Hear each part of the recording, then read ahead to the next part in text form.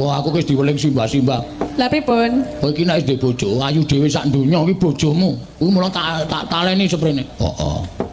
Ning ya bener ya, Gong. Ya ora ya salah. Lho. Kok salah? Aku tau weruh. Aku wis tak pen-penke nang atiku nek ning lunga adoh nyambut gawe adoh ki nek weruh wong wedok aja nganti kegut. Tau weruh wong nganggo miyo, wong wedok katroke cendak sikile putih ra jama-jama, rambute disemir abang ayu banget. Aku terus merem. Hup, tetep ayu bojoku aku. Bareng tekan omah tak tileki iki ayu wong wedok mau tetep. Ya tetep ayu bojone. Ngomong sapa?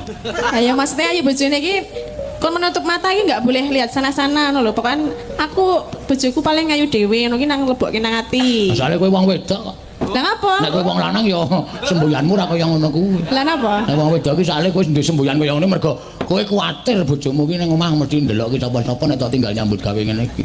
Ya nek ndelok ki ra apa-apa. Naluri lelaki itu biasa, lihat cewek cantik itu harus dilihat. Cocok.